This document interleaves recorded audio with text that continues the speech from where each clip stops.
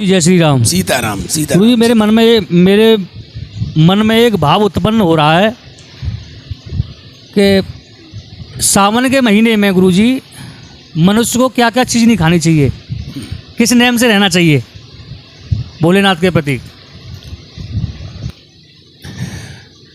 क्या केवल एक सावन का महीना ही एक ऐसा है जिसमें व्यक्ति को भोलेनाथ के प्रति और श्रद्धा देनी चाहिए, गुरु सावन और का बाकी 11 महीने क्या करना चाहिए?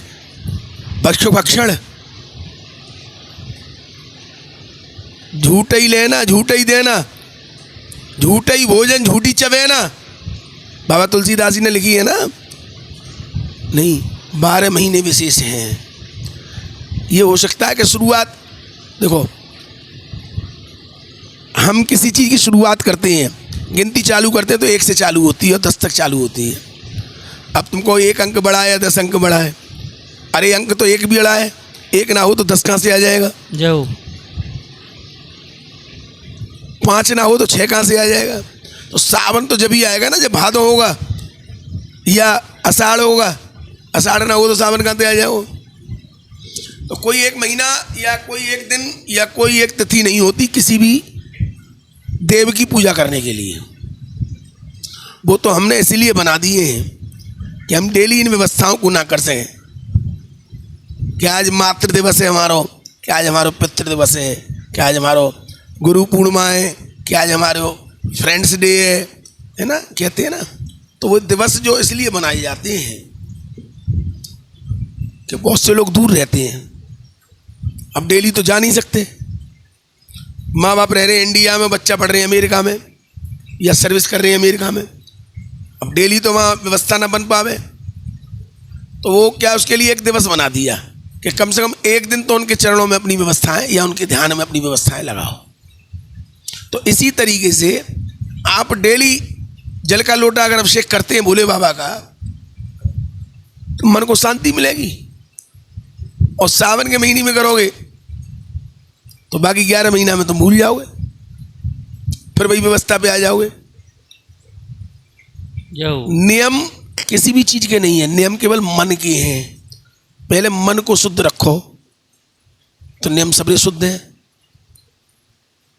अच्छा, रही अब तुम्हारा मेन प्रश्न है कि सावन के महीने में क्या नहीं करना चाहिए, है ना, उससे भटकाना नहीं है, मैं आपको वो बताना।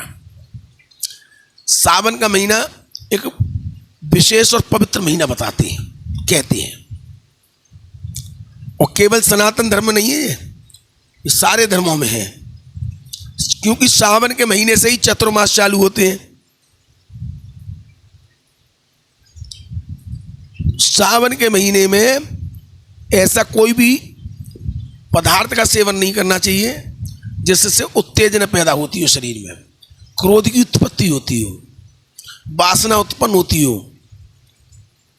ऐसे पदार्थ का सेवन नहीं करना चाहिए। जब हम ऐसे पदार्थ का सेवन नहीं करेंगे, जब हमारा मन शांत रहेगा, भोले बाबा की भक्ति कर लोगे आराम से, और मन जब तुम्हारा शांत रहेगा तो भक्ति में तुम्हारा मन लगेगा ही ना। इसीलिए ऐसे पदार्थों का सेवन नहीं करना चाहिए। भोले बाबा पर जो पदार्थ चढ़ाए जाते हैं, बताओ क्या क्या चढ़ाए जाते हैं? धतूरा चढ़ाया जाए, भांग चढ़ाई जाए। क्यों चढ़ाई जाए भांग? भोले बाबा कहते हैं सारी कुरीतियों को मुझे दे दे और अपनी सारी कुरीतियों को छोड़ दे, मुझे सब त्याग करके मुझे चढ़ाया, मेरे पास छोड़ जाए ना, और तू जा करके मेरे नाम का जाप कर। जय हो। लेकिन आज की व्यवस्था ये कि भोले बाबा भांग गा रहे हैं तो हम खाएंगे। अरे भोले बाबा भांग खाते कहाँ हैं? अरे भोले बाबा ने तो जहर भी पिया था, कभी जहर भी पी कर देखो, वो व्यवस्था में नहीं है। भोले बाबा की कुरीतियों में, अरे किसी की अच्छाइयों पे जाओ ना। बाबा ने तो ये कहा है कि तुम सब त्यागो और जीव सेवा करो। देखो, एक व्यक्ति डेली देवालय जाता था और ठाकुर जी की सेवा करता डेली नियम से,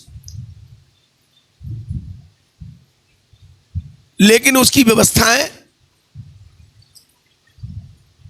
उसकी पत्नी गर्भवती हुई, मानी बाबा मेरा छोरा है, या एक छोरी पहले से है, छोरी हैगी, दूसरी छोरी हैगी,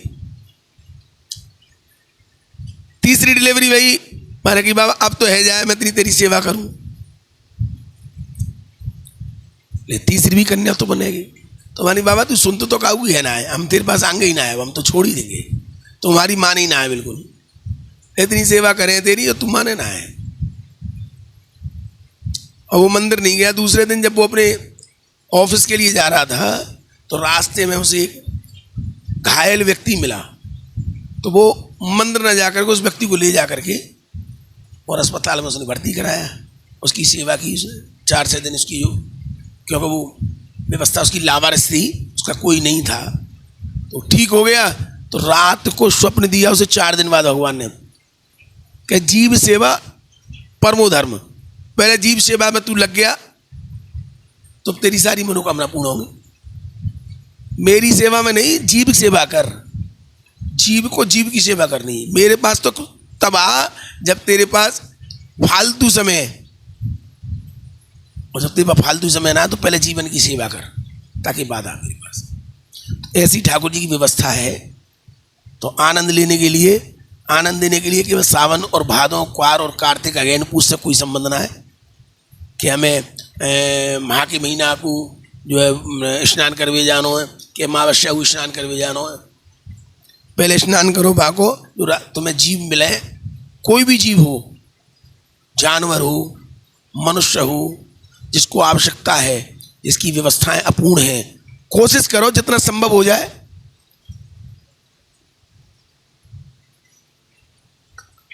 आरती में कहते हैं ना, हे भक्त वत्सल इतना मुझे दीजिए कि मैं भूखो ना रहूं और साधु भूखो ना जाए। तो इतनी व्यवस्था रखो कि तुम्हारू जीव को उपार्जन उतरे और सामने वाली व्यवस्था उतरे।